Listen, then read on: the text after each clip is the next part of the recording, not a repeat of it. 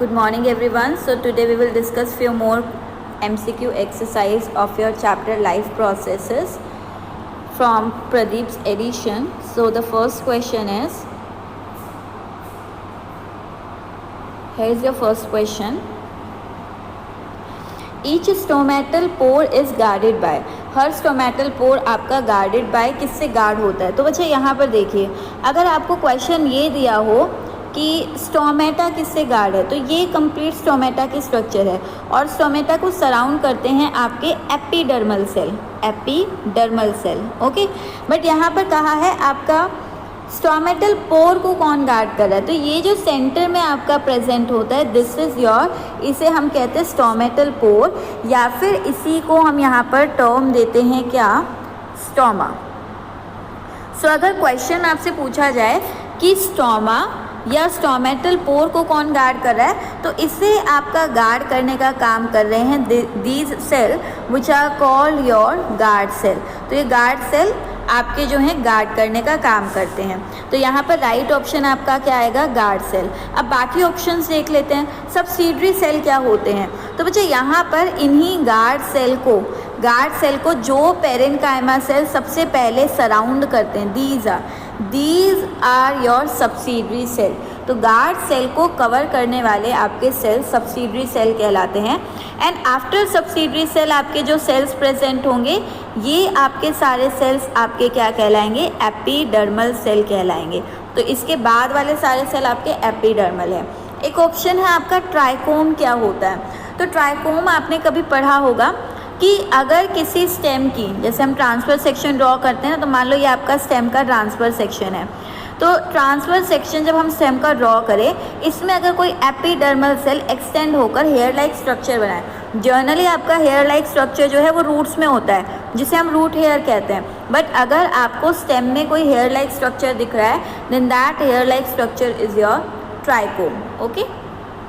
सो यहाँ पर आपका करेक्ट ऑप्शन क्या था, करेक्ट ऑप्शन स्टोमेटल पोर को गार्ड करने वाले सेल गार्ड सेल हैं।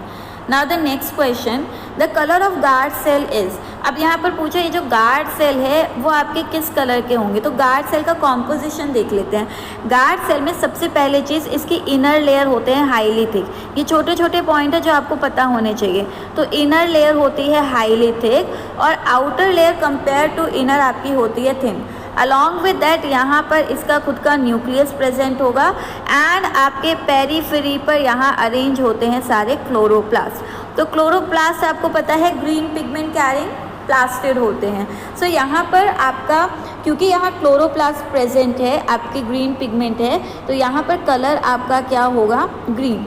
ऑल्दो आपको नॉर्मल माइक्रोस्कोप में जब आप पील ऑफ कर देखते हैं तो स्लाइड आपको जो है वहाँ पर आपको ये ट्रांसपेरेंट से अपीयर होते हैं, क्योंकि बच्चे यहाँ पर आपका क्लोरोप्लास्ट जो है वो बहुत लाइट मतलब कलर दे रहा है। तो यहाँ पर गार्ड सेल का कलर ग्रीन होगा, बट आपको माइक्रोस्कोप में, नॉर्मल माइक्रोस्कोप में आपको माइक्रोस्कोपिक यहाँ पर आपको आपके ट्रांसपेरेंट विजिबल होते हैं। तो यहाँ राइट ऑप्शन आपका क्या होगा, option number B, that is green colour.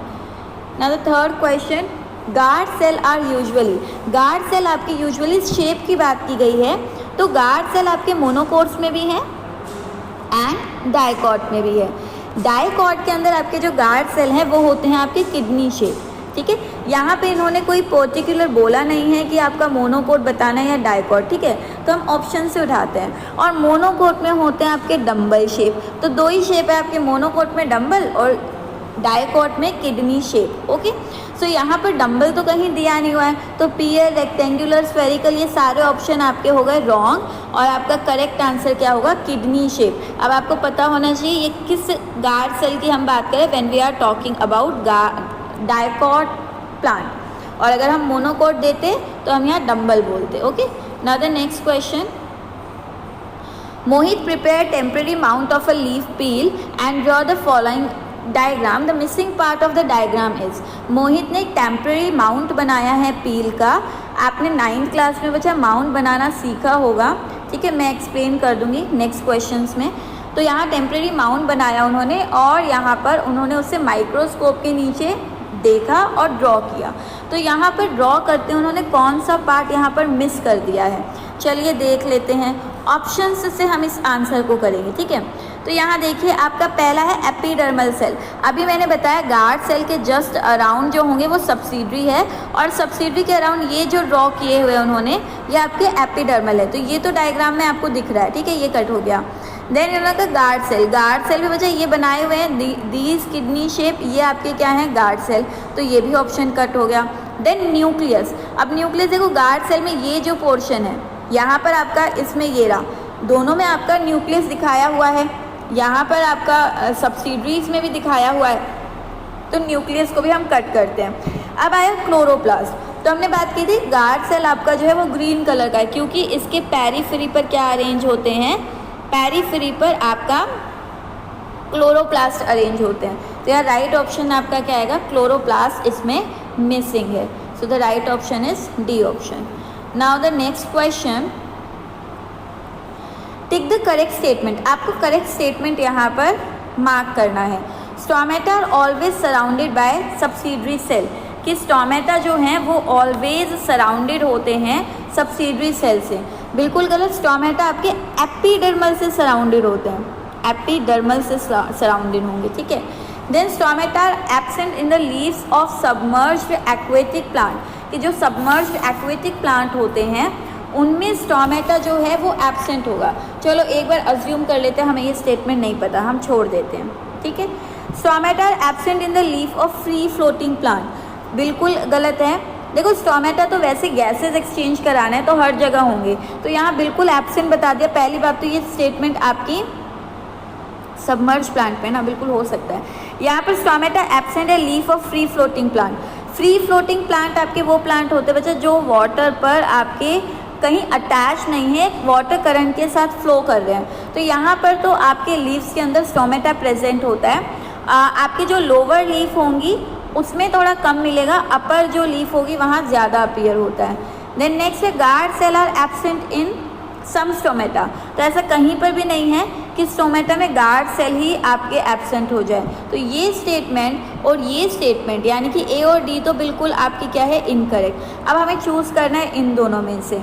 तो यहाँ पर जो फ्री फ्लोटिंग होंगे, जो तैर रहे वाटर करंट के साथ मूव कर रहे हैं, वहाँ पर आपके स्टोमेटा एब्सेंट होते हैं इन the leaves of free floating. Correct आपको फाइंड करनी है। तो यहाँ एब्सेंट नहीं होते, यहाँ प्रेजेंट होंगे, अपर सरफेस पर भी मिलेंगे। और आपके stomata absent in the leaves of submerge aquatic plant. देखो वो प्लांट आपके जो बिल्कुल सबमर्ज होते, पानी में डूबे हुए हों, तो वहाँ एटमॉस्फेयर तो गैस एक्सचेंज नहीं करना है, वो डिज़ोल्व फॉर्म में करते हैं, ठीक है।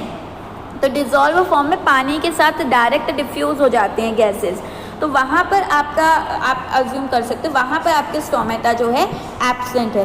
तो थोड़ा सा दिमाग लगाना है कि वहाँ पर डिज़ोल्व फॉर्म में वाटर के साथ ही आपकी गैसेस मूव कर रही है, तो वहाँ पर पॉसिबिलिटी है कि वहाँ एब्सेंट हो। तो यहाँ राइट ऑप्शन आपको बताना था कि यहाँ पर कौन सी करेक्ट स्टेटमेंट है। तो ये स्टेटमेंट करेक्ट है कि सबमर्ज्ड एक्वेटिक प्लांट में कि लीव्स में आपके स्टोमेटा एब्सेंट होते हैं। Now the next one, mark the odd one out. ये तो बहुत सिंपल है, आपको ऑड वन आउट मार्क करना है। तो epidermal cell, subsidiary cell, guard cell, ये तीनों आपके सेल रिलेटेड है स्टोमेटा से, जबकि वस्कुलर बंडल जो है, वस्कुलर टिश्यू जाइलम और फिलोएम से कनेक्टेड है।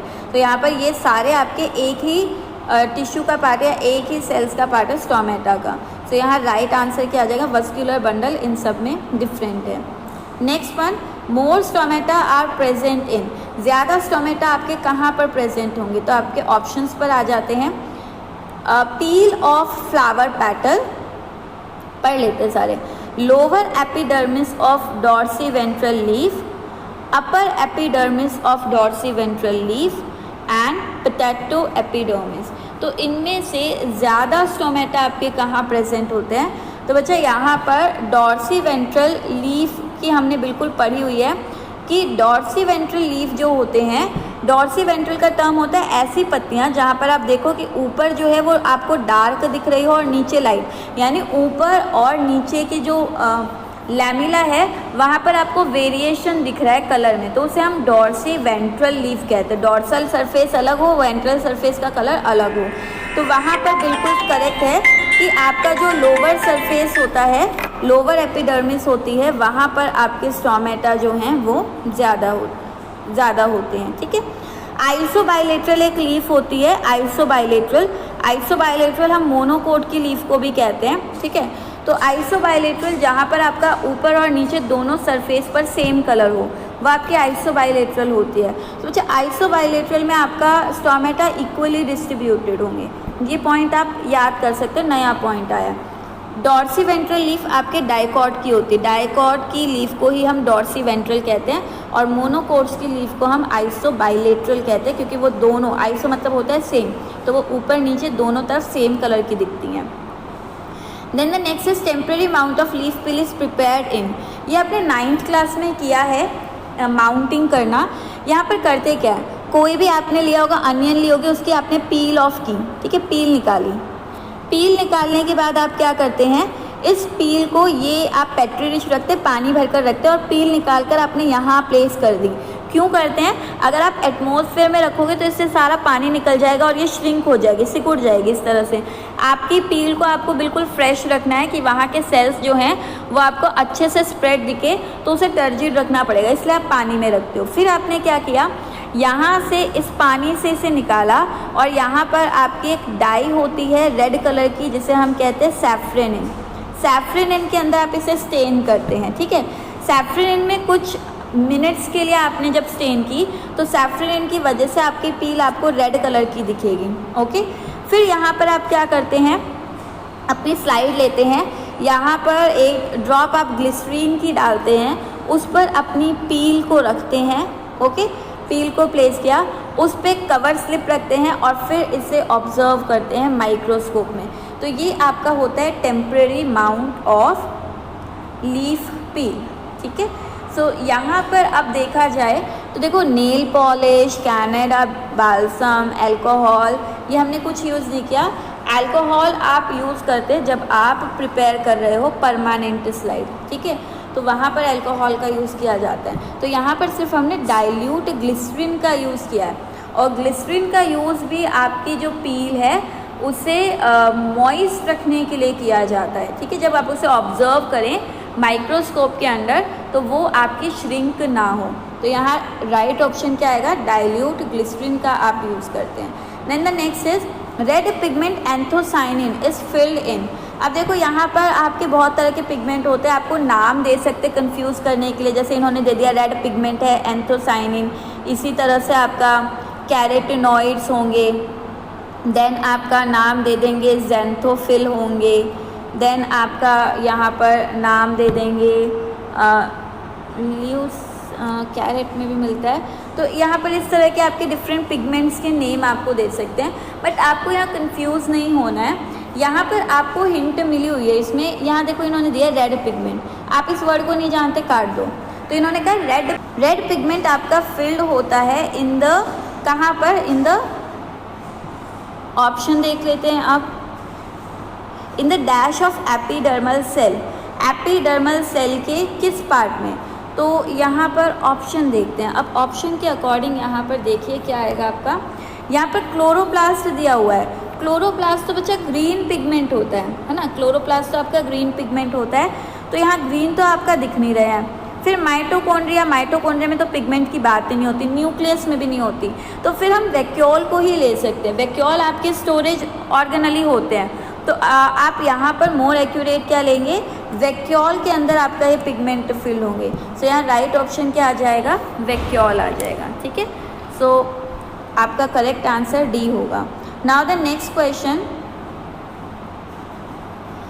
Loss of water in the form of vapours, vapours की फॉर्म में जो वाटर लॉस हो रहा है ट्रांसपिरेशन से, दैट अकर्स मेनली थ्रू, तो यहाँ पर लॉस आपका मेनली किसके थ्रू होता है। सो यहाँ पर ऑप्शन है, समझो यहाँ पर ऑप्शन है क्यूटिकल, लेंटिसेल, स्टोमेटा और हाइड्रोथोड। सबसे पहला तो एक ऑप्शन हम डिडक्ट कर सकते हैं, हाइड्रोथोड आपके पोर्स होते हैं ग्रासेस में, और यहाँ से वाटर वेपर्स नहीं बल्कि ड्रॉपलेट्स की फॉर्म में आपका आउट होता है, और इसी प्रोसेस को मैंने आपको बताया है गटेशन कहते हैं। तो ट्रांसपिरेशन और गटेशन में यही फ़र्क होता है, ट्रांसपिरेशन में वाटर का लॉस हो रहा है इन द फॉर्म ऑफ वेपर, जबकि गटेशन में वाटर का लॉस हो रहा है from plant in the form of droplet, और जहाँ से जिस पोर से ये ड्रॉप अराइज होंगी वो आपका पोर कहलाता है हाइड्राथोर। ओके, अब आते हैं यहाँ पर transpiration. Transpiration cuticle, stomata, lenticel तीनों से हो रहा है। तो यहाँ पर सबसे ज़्यादा आपका जो होता है वो होता है स्टोमेटा के थ्रू, देन आपका यहाँ लेंटिसेल्स और फिर आपका यहाँ होता है क्यूटिकल से। ठीक है, क्यूटिकल आपकी एपिडर्मिस के ऊपर ही एक लेयर होती है जो कि क्यूटिन कंपाउंड से बनती है, और इसका काम ही यही होता है कि ये वाटर का लॉस जो है वो मिनिमाइज करती है। लेंटिसेल्स क्या होता है, आपके प्लांट की जो बार्क होती है यहाँ पर क्योंकि स्टोमेटा नहीं होते तो यहाँ लूजली अरेंज कुछ पेरेन्काइमा टिश्यू होते हैं, और क्योंकि यहाँ लूज अरेंजमेंट होता है तो यहाँ पर आपका पैसेज के लिए, एयर पैसेज के लिए स्पेस प्रेजेंट होता है, और इन्हीं को हम कहते हैं लेंटिसेल। तो लेंटिसेल आपके लूजली अरेंज्ड पेरेन्काइमा सेल्स होते हैं which are present on the bark of tree and involve in the exchange of gases. तो यहाँ पर आपका सबसे ज़्यादा अगर हम देखें तो मेनली, क्योंकि इन्होंने पूछा है, तो मेनली आपका राइट ऑप्शन क्या होगा, स्टोमेटा के through. Okay, now the next question, the guard cell have, guard cell में क्या होता है, तो गार्ड सेल है वैक्यूल फिल्ड विद एंथोसाइनिन। सबसे पहली बात, गार्ड सेल आपका एंथोसाइनिन कलर पिगमेंट है, तो यहाँ पर ये चीज़ नहीं होगी। ठीक है, देन आपका chloroplast containing water soluble anthocyanin, again anthocyanin colour pigment आ गया, नहीं होगा। Vacuole filled with chlorophyll pigment हो सकता है। देन क्लोरोप्लास्ट कंटेनिंग, तो यहाँ पर ज़्यादा एक्यूरेट है कि यहाँ पर आपका क्लोरोप्लास्ट होता है containing chlorophyll pigment. So the right option here is option number D. Okay, now the next question, stomatal pore opens when, stomatal pores आपके ओपन होते हैं जब। सो यहाँ ऑप्शंस रीड कर लेते बच्चा कि स्टोमेटा पोर ओपन होंगे कब, water from surrounding cell enters into guard cell, कि जब वाटर आपका सराउंडिंग सेल से गार्ड सेल में एंटर करे, हो सकता है क्योंकि देखो स्टोमेटा को ओपन करने के लिए, अगर आपको स्टोमा को ओपन करना है सो यहाँ पर आपके जो गार्ड सेल है वो आपका इसे पुल करें, और पुल करने के लिए यहाँ पर आपके क्या है, टर्जिड होने चाहिए, तो बिल्कुल यहाँ ऑप्शन हो सकते हैं। Then water from guard cell goes to the surrounding, अब देखो ये गार्ड सेल है, अगर गार्ड सेल से पानी निकल गया तब तो ये श्रिंक हो जाएंगे, और श्रिंक होंगे तब तो स्टोमेटा पोर बंद हो जाएगा। ठीक है, then the plant are in dark, तो ऐसा कुछ नहीं है।